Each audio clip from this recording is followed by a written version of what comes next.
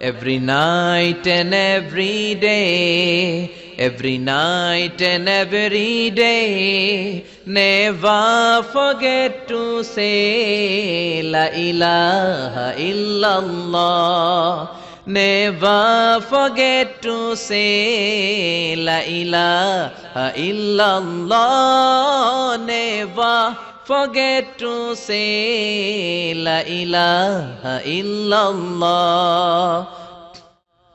When you're walking down the street, use your time and repeat and say in every heartbeat La ilaha illallah.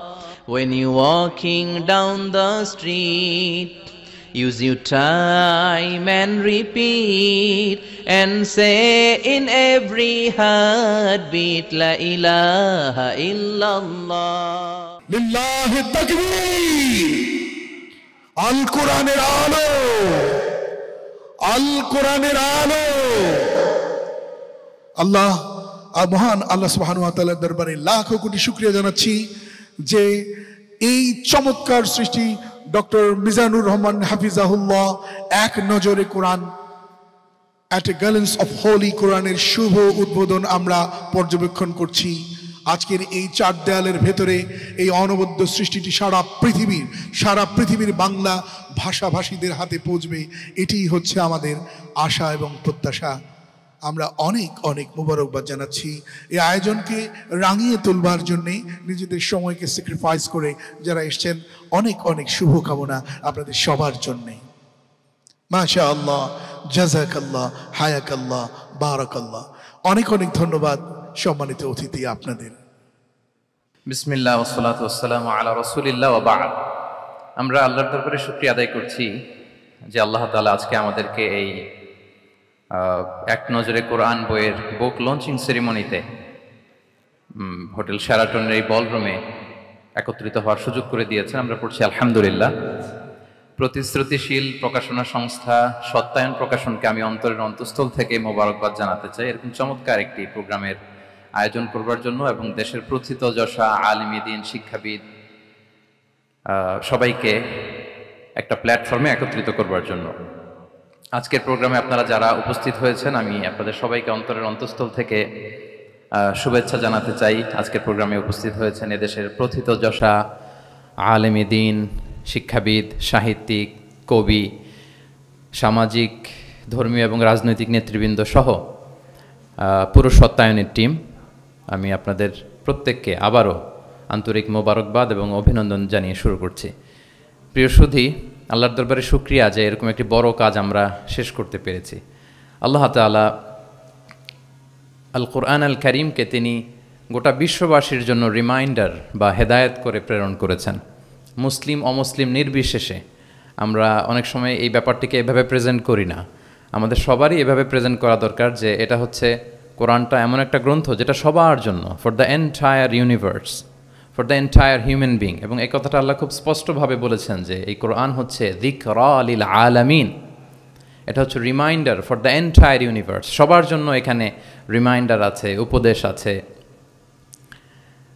মুসলিম অমুসলিম নির্বিশেষে। এবং পাশাপাশি এই কিতাবটি সর্বশেষ আসমানি কিতাব আল কোরআন আল কারীম, এটি পৃথিবীর সবচাইতে, আমি প্রায় বলি যে সবচাইতে ইন্টারেক্টিভ একটা কিতাব, লাইফ ওরিয়েন্টেড একটা কিতাব, জীবন ঘনিষ্ঠ। এর চেয়ে বড় জীবন ঘনিষ্ঠ কিতাব আর হয় না। আমরা যদি অন্যান্য আসমানি কিতাবের সাথে কোরআনকে একটু কম্পেয়ার করি, আমরা দেখব যে অন্যান্য সব আসমানি কিতাব একবারে নাজিল হয়েছে। আপনারা ব্যাপারটি হয়তো অনেকেই জানেন যে তাওরাত, ইনজিল, জাবুর থেকে শুরু করে সুহুফে ইব্রাহিম ও মূসা, এ সবগুলো একবারে কাঠের ফলকে করে একবারে নবীর হাতে দেওয়া হয়েছে, যে এখানে কিছু আদেশ আছে, নিষেধ আছে, ডুজ অ্যান্ড ডোন্টস, কিছু নির্দেশিকা একবারে দিয়ে দেওয়া হয়েছে। কিন্তু কোরআন হচ্ছে একেবারে ব্যতিক্রম, একবারে আসেনি, 23 বছরের একটা লং পিরিয়ড অফ টাইমে এসেছে। রাসূল সাল্লাল্লাহু আলাইহি ওয়াসাল্লাম ওনার জীবনে, সমাজে, পরিবারে, রাষ্ট্রীয় পরিমণ্ডলে যখনই কোনো সংকটের মুখোমুখি হয়েছেন তখনই সমাধান হয়ে হাজির হয়েছে কোরআন। তিনি পরিবারে সংকটের মুখোমুখি হয়েছেন, কোরআন এসেছে। ফ্যামিলি অ্যাফেয়ার্স নিয়ে চাপে আছেন, কোরআনে এসেছে। মদিনার বাজারে কিছু নিয়ে ডিল করছেন, সমস্যা, কোরআন নাজিল হয়েছে। যুদ্ধের ময়দানে কোরআন নাজিল হয়েছে। তিনি পাহাড়ে চড়েছেন, পাহাড়ের উপরে কোরআন নাজিল হয়েছে। মক্কায় নাজিল হয়েছে, মদিনাতে নাজিল হয়েছে, মরুভূমির মাঝখানে নাজিল হয়েছে, মানে যেখানে সমস্যা সেখানে কোরআন, প্রবলেম সলভিং মেথডোলজি নিয়ে। এজন্য 23 বছরের লম্বা সময়টা লেগেছে। এজন্য এটা খুবই লাইফ ওরিয়েন্টেড, জীবন ঘনিষ্ঠ, ইন্টারেক্টিভ একটা কিতাব। মানুষের সাথে খুবই ইন্টারেক্ট করে কোরআন, যেখানে আমাদের সমস্যা ওখানে কোরআন এসেছে। এবং এটাকে আল্লাহ তাআলা ক্রাইটেরিয়ান বলেছেন এই কোরআনকে, আল ফুরকান, অর্থাৎ the criterion two differentiate between right and রং, সত্য মিথ্যার মধ্যে পার্থক্য করে দেয়। ইউফারিকু বাইনাল হাক্কি ওয়াল বাতিল। আমরা কোরআনের লেন্স দিয়ে যদি দুনিয়া পরখ করি, তাহলে কোনটা সত্য কোনটা মিথ্যা খুব সহজে বুঝতে পারবো, দিবালোকের মতো স্পষ্ট হয়ে যাবে। সো এই জন্য কোরআন স্টাডি করা, কোরআন পড়া, কোরআনের সাথে আমাদের সম্পর্ককে মজবুত করা, এদিকে যেন আমরা একটু যত্নবান হই। এই ছোট্ট একটি রিমাইন্ডার দিয়ে আমি আমার মূল কথা শুরু করছি। প্রিয় সুধী, এক নজরে কোরআন নামে যেই নতুন গ্রন্থটি প্রকাশিত হলো, আপনাদের সামনে সবার সামনে শোভা পাচ্ছে। আমরা কি করেছি এই বইতে একটু করে আপনাদের সাথে শেয়ার করতে চাই। এখানে বেসিকলি আমি কোরআনের 114 সূরার, কোরআনের 114টি সূরার সার নির্যাসকে নিয়ে এসেছি। The cream of the creams এখানে পাওয়া যাবে, সিনোপসিস অফ দ্য এন্টায়ার কোরআন। পুরো কোরআনকে যদি সামারি করা হয় বা কোরআনের কি ফ্যাক্টগুলোকে যদি নোট ডাউন করা হয়, ওইটাকে যদি সুন্দর করে ডিজাইন করে সাজানো হয়, তাহলে যেটা হবে সেটাই হচ্ছে এক নজরে কোরআন। এই কাজটা আমরা করার চেষ্টা করেছি। এবং এই বইতে কোরআনের তথ্যগুলো, মেসেজগুলো আমরা খুব সহজ ঝরঝরে বাংলা ভাষায়, যেটা পড়তে কষ্ট হবে না বা বোরিং ফিল হবে না, একাধিকবার সম্পাদনা করে করে এটাকে পলিশড করে একটা ঝরঝরে বাংলায় আমরা উপস্থাপনের চেষ্টা করেছি। এবং সবচেয়ে মজার ব্যাপার হচ্ছে কোরআন নিয়ে এই ধরনের কাজ খুব কম। কোরআনের যে কোর মেসেজগুলো, এগুলোকে ইনফোগ্রাফি দিয়ে ফুটিয়ে তোলা হয়েছে। ইনফোগ্রাফিতে আমাদের একটা আকর্ষণ থাকে, দেখলে সহজ লাগে, বুঝতে খুব সহজ লাগে, এবং পাঠকদের সুবিধার্থে ছক বিন্যাস করে কোরআনের মেসেজগুলো এখানে আমরা উপস্থাপনের চেষ্টা করেছি। তো আমি আশা করি যে এই বইটি আপনাদের সকলের, যারা মাদ্রাসা ব্যাকগ্রাউন্ডের কিংবা জেনারেল ব্যাকগ্রাউন্ডের, সকলের উপকার হবে। আর কারো উপকার হোক বা না হোক, আমার খুব উপকার হবে। আমার আজীবনের জন্য একটা নোট হয়ে গেল। আমি ভেবে দেখলাম যে আমি তো তাফসির করতে হয়, ফলে এখন থেকে আমি যে কোনো সূরার তাফসির করার আগে আমি একবার রিভিশন দিয়ে যাব এখান থেকে। মানে আমার জন্য একটা আজীবনের কাজ হয়ে গেছে। সত্যায়নকে আমি আবারও ধন্যবাদ জানাতে চাই যে আমার তাফসির প্রোগ্রামের যেই হোমওয়ার্ক বা ম্যাটেরিয়াল রেডি করা, এটা ওনারা সহজ করে দিলেন এই কাজের মধ্য দিয়ে। তো আমি বোধ করি এবং বিশ্বাস করি আমার যেহেতু উপকার হবে, আমাদের বক্তা ভাই যারা দাঈ ইলাল্লাহ, খতিব, ইমাম, আলিয়া মাদ্রাসা কিংবা কামি মাদ্রাসার শিক্ষক, ছাত্রবৃন্দ, সবার এই বইটা বেশ উপকারে আসবে বলে আমি বিশ্বাস করি এবং আল্লাহর কাছে কামনা করি। কোরআনের শিক্ষাকে যে বিভিন্ন অ্যাঙ্গেল থেকে দেখা যায়, বিভিন্ন অ্যাঙ্গেল, হাজারো অ্যাঙ্গেল থেকে কোরআনকে স্টাডি করা যায়, তারই বেসিকলি একটা ক্ষুদ্র প্রয়াস হচ্ছে আমাদের এক নজরে কোরআন। আপনারা একটু পাতা উল্টালেই সেটা বুঝতে পারবেন। আমি 2-1 মিনিটে একটু বলি যে বইটা আমরা কিভাবে সাজিয়েছি। আমরা প্রত্যেকটা সূরাকে 16টা অ্যাঙ্গেল থেকে অ্যানালাইসিস করার চেষ্টা করেছি। শুরুতে আমরা সূরার সংক্ষিপ্ত পরিচিতি নিয়ে এসেছি। এটা অনেক জায়গায় দেখা যায়, আপনারা দেখবেন বিভিন্ন তাফসিরে, বিভিন্ন গ্রন্থে এটা পাওয়া যায়। আমরা এটা নিয়ে এসেছি সূরার সংক্ষিপ্ত পরিচিতি। এখানে সূরা কোথায় নাজিল হয়েছে, কখন নাজিল হয়েছে, সূরার আয়াত সংখ্যা কত, এই সূরার নাম, নামের অর্থ কী, এই নামের নেপথ্যের গল্পটা কী, পেছনের রহস্যটা কী, এ সূরার আবার যদি অন্যান্য অনেকগুলো নাম থাকে সেগুলো এক্সপ্লেইন করা, এটা আমরা নিয়ে এসেছি। আমরা প্রত্যেকটা সূরার শানে নুজুল উল্লেখ করেছি সহি হাদিস থেকে, তাফসির গ্রন্থগুলো থেকে রেফারেন্স দিয়ে। এবং প্রতিটা সূরার যে ভার্চু আছে, ফজিলাত, সেটা আমরা উল্লেখ করেছি সুন্নাহর ভিত্তিতে। পাশাপাশি মজার ব্যাপার হচ্ছে প্রত্যেকটা সূরার শুরু এবং শেষের একটা সম্পর্ক আছে, যেটা আমরা অনেকে ধরতে পারি না। আল্লাহ কিন্তু র্যান্ডম কিছু বলে দেননি কোরআনে, সব কিছুর একটা কানেক্টিভিটি আছে। সো সূরার শুরু শেষের সম্পর্কটা কি, সেটা আমরা একটা সাব পয়েন্টে এনেছি। পাশাপাশি এই সূরার সাথে এই সূরার আগের সংযোগটা কোথায়, এবং এই সূরার সাথে ডিরেক্টলি এই সূরার পরে যে সূরাটা আসতেছে সেটার সংযোগটা কোথায়, সেটা আমরা এখানে নিয়ে এসেছি। পাশাপাশি সূরার মূল শিক্ষাগুলোকে আমরা কয়েকটা সেগমেন্টে ভাগ করেছি, বেসিকলি 3টা সেগমেন্টে। প্রত্যেকটা সূরার যে মূল বক্তব্য, মৌলিক কথাগুলো আমরা 3টা সেগমেন্টে নিয়ে এসেছি, যাতে সেগমেন্টগুলো দেখলেই একজন পাঠক, একজন শিক্ষার্থী সহজেই শিক্ষাগুলোকে আত্মস্থ করতে পারে। তারপরে গতিপথ নামে আমরা, এগুলো হচ্ছে আমাদের ইউনিকনেস, এরকম দেখা যায় না। প্রত্যেকটা সূরার মধ্যে গতিপথ নামে একটা টাইটেল আপনারা পাবেন। আপনারা জানেন যে কোরআনের কথাগুলো প্রায়ই আলোচনার মোড় চেঞ্জ হয়। আল্লাহ হিস্ট্রি দিয়ে শুরু করেন, হিস্ট্রি বলতে বলতে হঠাৎ আল্লাহ আবার জান্নাতের ভেতরে ঢুকে যান, জান্নাতের পরপরই আবার জাহান্নামের কথা বলেন, এরপরে আবার কিছু ডুজ অ্যান্ড ডোনস, কিছু ইনস্ট্রাকশন। তো সাধারণ মানুষের এই ডটগুলো কানেক্ট করতে একটু সমস্যা হয়। উই কানেক্টেড দ্য ডটস, গতিপথ দিয়ে আমরা বুঝিয়েছি যে কখন কোথায় আলোচনার মোড় নিয়েছে, একটার পর একটা কিভাবে আসলো, এই সিকোয়েন্সটা আমরা গতিপথে উল্লেখ করেছি। এরপর আমরা ওভারভিউ রেখেছি একটা পয়েন্টে।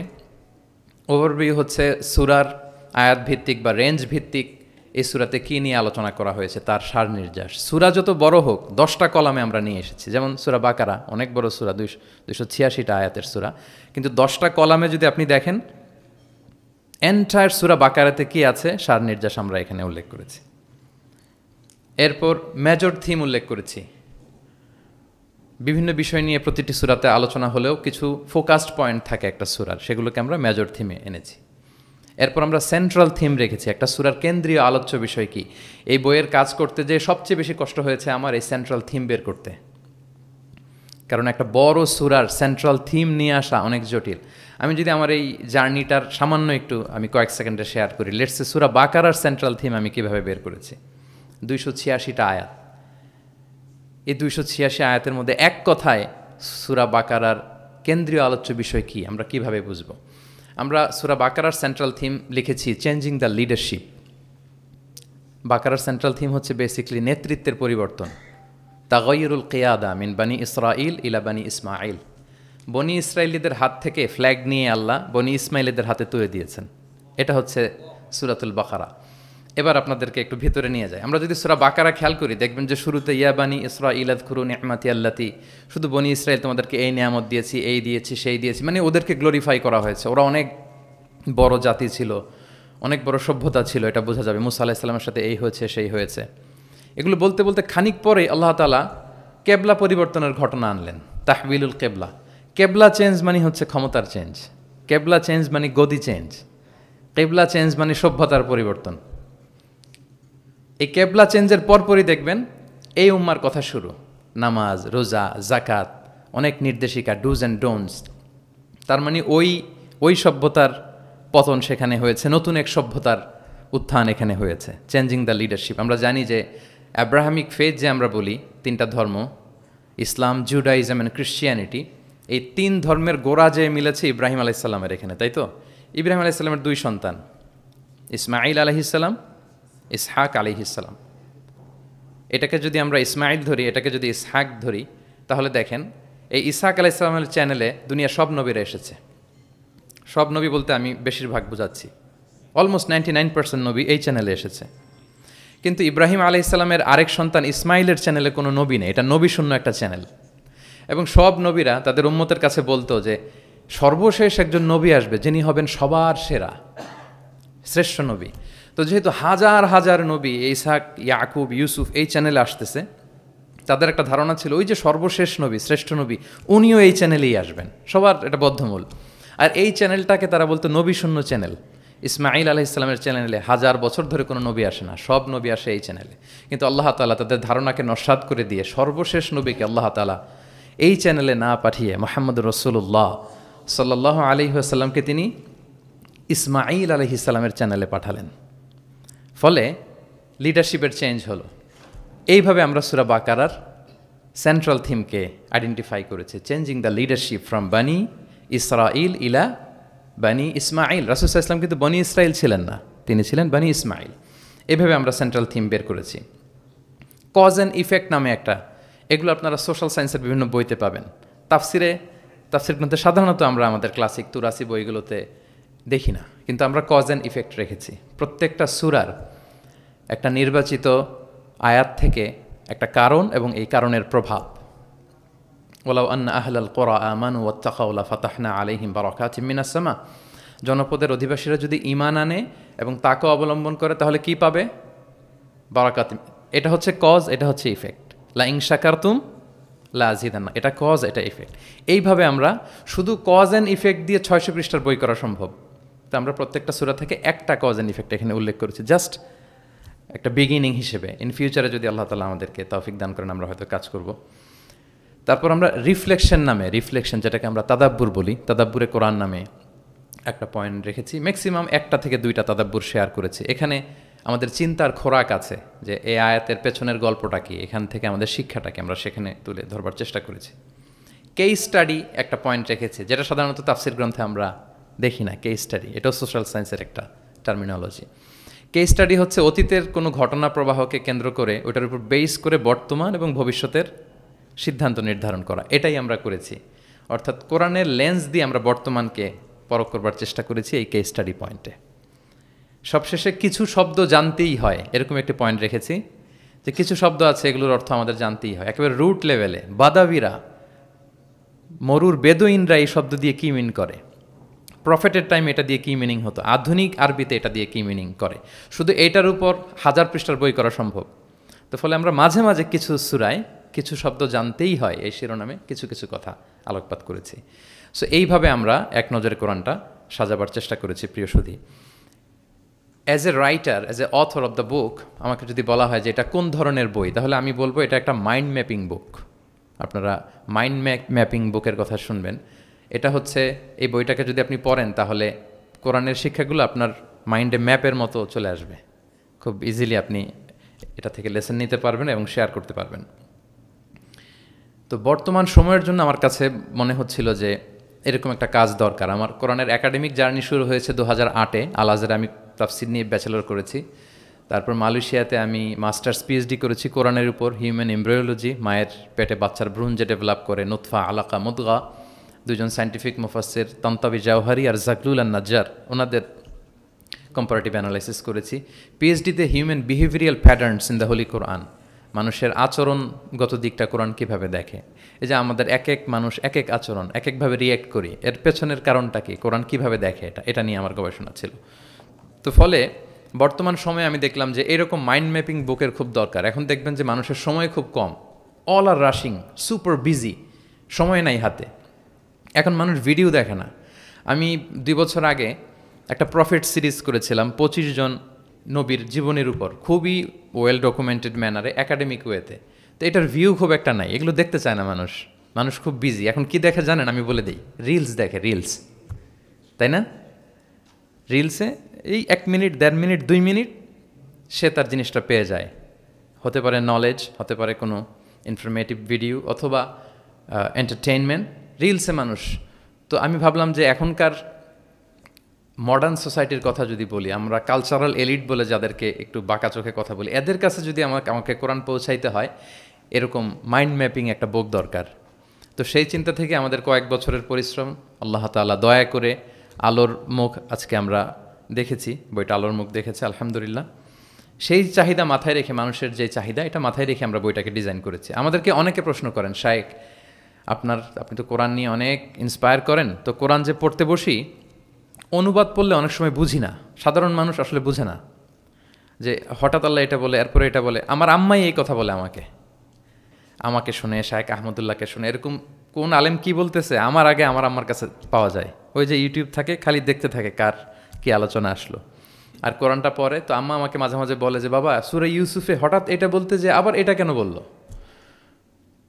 তো উনি তো আর আমাদের মতো সিস্টেমেটিক অর্ডারে ওস্তাদের সামনে বসে পড়ে পড়ে তো আর আসে নাই। সো ওনাকে কেউ ধরাই দিতে হবে। ওই ধরিয়ে দেওয়ার কাজটা আমরা অনেকটা এক নজর কোরআনে করেছি।